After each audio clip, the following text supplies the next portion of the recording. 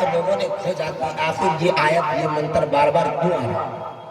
मेरा शंस का लफ्ज जब देखा किताबों में, वेद के अंदर की बात कर रहा हूँ मैं, एक मंत्र जब बार बार आया तो लोगों ने जांचा कि आखिर ये मंत्र बार बार क्यों आ रहा है। इस बात को गुरु नानक देव की किताबों में लिखा है। जब लोगों ने जाना कि ये बार बार क्यों आ रहा है, बार बार क्यों आ रहा है, गौतम बुद्ध जी की किताब विग निगाह में इस बात का तज़किरा किया गया है। वर्तमान महावीर जी ने भी इस बात का तज़किरा किया है अपनी किताबों में। निराशंस का लफ्ज जब बार बार आया तो कहा ज्ञान है तो गिरित मोहम्मद अंधकार नाशम विराजम है तदौते विवेका। आप ज्ञान हेतु गिरित मोहम्मद अंधकार नाशम विराजम है तदौते विवेका। अंधम परविशंति असंभवति मुपास्ति ततो भूय एविति तमुय संभूत याव्रता विरापिता जनिताय विदाता दामानि वेद भुवनानि विश्वा विदेवानां नाम दायक इवतम परष्टम भुवना यन्तेयन्या त्रिदाविन्वं विष्णु परम शिव हरेर्या गुणे रसिग्नहं सदा हरे एकम सद्वि परा बहुधा वदन्ति। एकम सद्वि परा बहुधा वदन्ति। ईश्वर परमात्मा गॉड एक ही है। एकम सद्वि परा बहुधा वदंती, विद्वानों ने अलग अलग नामों से पुकारा है, लिखा है किताब में। एकम सद्वि परा बहुधा वदंती का मीनिंग ऑफ हिंदी, इसका हिंदी में तर्जमा यही है कि परमात्मा ईश्वर को एक ही है, विद्वानों ने अलग अलग नामों से पुकारा है। जब इसी बात को जब जानकारों ने और खंगाला आखिर मोहम्मद कौन है, अंतिम ईश्वर, क्योंकि गौतम बुद्ध जी को जो लोग खुदा मानते हैं, गौतम बुद्ध जी ने अपनी किताब में गौतम बुद्ध का असली नाम गौतम बुद्ध नहीं है, उनका असली नाम सिद्धार्थ है। उनका असली नाम सिद्धार्थ है। गौतम एक पाली जबान का लफ्ज है। पाली जबान में नबी को, ईश्वर को गौतम बोलते हैं। गौतम बुद्ध का असली नाम गौतम नहीं है, उसका नाम असल नाम सिद्धार्थ है। गौतम बुद्ध जी ने, जो लोग उनको खुदा मानते हैं, उन्होंने अपनी किताब में लिखा 30 वर्ष का तर्जमा किया है। उनके विद्वानों ने, बड़े बुद्ध स्वामी ने उनका तर्जमा किया। उनके जो जिनको फॉलो करते हैं, उन्होंने लिखा था किताब में कि जो आखिरी ईश्वर होगा वही मोहम्मद होगा। तो जब उन्होंने बात को खंगाला तो उनको ये बात प्रूफ मिली है। और आगे एक बहुत बड़े तुलसीदास जी गुजरे हैं, हमारे कवि गुजरे हैं तुलसीदास जी, जानते हैं सब आदमी तुलसीदास जी को। तुलसीदास जी गुजरे हैं। जब उन्होंने मोहम्मद अरबी सल्लल्लाहु अलैहि वसल्लम की तारीख को, उनके इस इतिहास को, हिस्ट्री को पढ़ा कि आखिर मोहम्मद के बारे में हम भी जाने, तो वो लिखने पर मजबूर हुआ।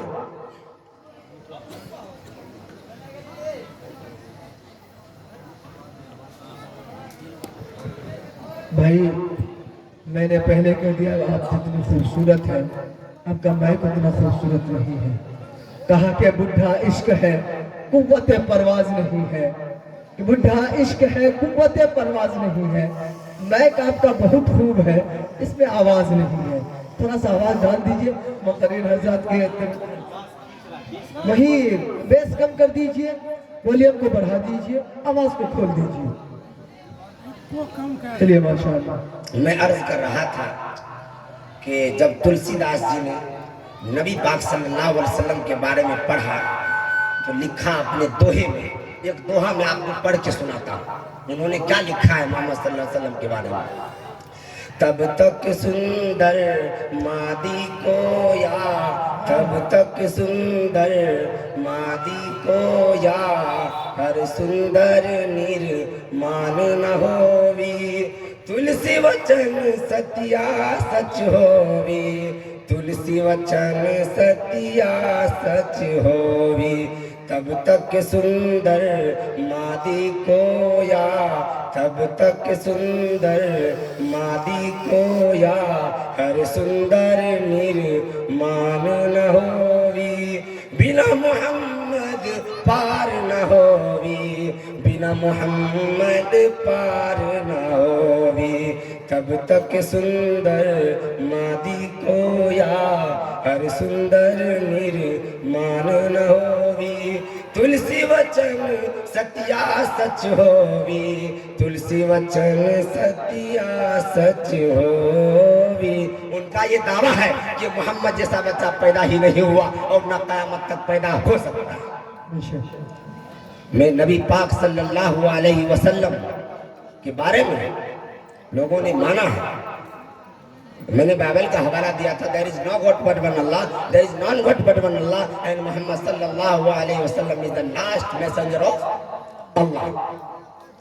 और हमने एक मंत्र पढ़ी थी, नबी के आमद के बारे में यदा यदा ही धर्म सगलान भवति भारत, और जब नबी आए तो सबसे आखिर में अरसलनाका इल्ला रहमतुल लिल आलमीन, पूरी दुनिया के लिए, पूरे जितने ऊपर वाले ने, हमारे ईश्वर ने जितनी इस सृष्टियों को रचा है, इस संसार में जितने भी हैं, मैं आपको बता दूं कि ये हमारे संसार जो ये दुनिया अभी चल रही है जिसमें हम सब रहते सहते हैं, इस दुनिया को मताउल गुरूर छंड भंगूर कहा गया है। खत्म होने वाली दुनिया, फना होने वाला संसार मताउल गुरूर कुरान ने कहा है, जिसको छंड भंगूर कहा जाता है। ये दुनिया कोई मायने नहीं रखती है। जिस मकसद के तहत अल्लाह ताला ने यहाँ भेजा, और मैं एक बात जो शुरू में कहा दिया था कि एक बात मैं रखूंगा और उसको साबित करूंगा कि मेरा हम सब का मालिक एक है, हम सब का मालिक एक है। विद्वानों ने अलग अलग नामों से पुकारा है और मकसद ही बता दिया, अपनी इबादत के लिए पैदा फरमाया। क्यों पैदा फरमाया अल्लाह ने? इबादत करने के लिए। और इबादत तो अल्लाह की पूरी जमीन है, कहीं भी हम इबादत कर सकते हैं, लेकिन एक साथ अल्लाह को पसंद है कि सब एक साथ मेरे बंदे सर झुकाते हैं, मेरे दरबार में आते हैं। उसके लिए मंदिर मस्जिद की बुनियाद डाली जाती है कि एक जगह सब भाई आकर ईश्वर को प्रणाम करें और ईश्वर के आदेशों को फॉलो करें, उनके हुक्मों को माने। इसी वजह से मंदिर और मस्जिद की बुनियाद डाली जाती है। जिस मकसद के तहत मस्जिद की बुनियाद डाली गई है, हम ऊपर वाले से यही प्रार्थना, यही विनती, यही दुआ कर देंगे, यही प्रार्थना करेंगे। ऊपर वाले हम सभी हिंदू भाइयों को, मुस्लिम भाइयों को अपने अपने जो ईश्वर ने जो सत्य मार्ग बतलाया है, उन मार्ग पर चलाए, सीधे रास्ते पर चलाए। क्यों? इसलिए कि हम सबों का रास्ता एक है। हम सब पुनर्जन्म का अकीदा रखते हैं। हम सब पुनर्जन्म यानी मरने के बाद दोबारा जिंदगी है, उसको मानते हैं कि जन्नत है, दोज़ख है। यानी इंसान इस दुनिया में आखिरत को मानते हैं, तो इस दुनिया में जिस हिसाब से हम जिंदगी गुजारेंगे, उसके बाद उसी हिसाब से उसका फल भोगने के लिए हम लोग तैयार रहेंगे। अगर दुनिया में हम अच्छी जिंदगी गुजारेंगे, ईश्वर परमात्मा परम शक्तिमान जन्नत और स्वर्ग में हमारा घर, हमारा ठिकाना बना देगा।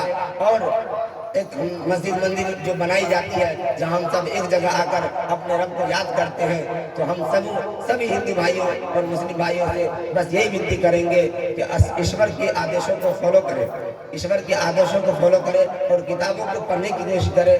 अल्लाह ताला ऊपर वाला हम सबों को कहने सुनने ज्यादा समझने की तौफीक अता फरमाए। आमीन।